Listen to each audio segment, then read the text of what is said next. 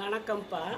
மூட்டு வலி, இடுப்பு வலி இந்த மாதிரி இருக்கிறவங்க எலும்புகளை பலமாக வைக்கிறதுக்கு மூட்டு எலும்பு எல்லாம் பலமாக இருக்கணும். அப்போ தான் அந்த வலியெல்லாம் வராது. அதுக்கு ஒரு கஞ்சி சொல்லித்தரேன். அது எப்படின்னா, அந்த கருப்பு உளுந்து இருக்கு இல்லையா, அது, அப்புறம் கருப்பு கவுனி அரிசி, அப்புறம் பூங்கார் அரிசி, சாம அரிசி, வரகரிசி, இது அம்பட்டை 100 கிராம் எடுத்துக்கோங்க. 100 கிராம் அளவு எடுத்தால் 1/2 கிலோ ஆகிப்போச்சு. அதை தனித்தனியாக வறுக்கணும். வறுத்து போய் மிஷினில் போய் அரைச்சிட்டு வந்ததுனால நைஸாகவே அரைச்சிட்டு வந்தது.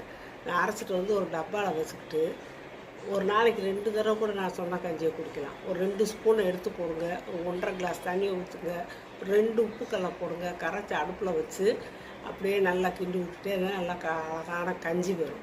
அதில் தேங்காய் துருவல் இவ்வளோ எடுத்து அதில் போட்டு கலந்து குடிச்சிங்கன்னா உங்களுக்கு தேங்காயும் அந்த எலும்புகளை பலப்படுத்தக்கூடியதான், எதிர்ப்பு சக்தி உள்ளது. அதனால் தேங்காயும் போட்டு நீங்கள் குடிக்கலாம்.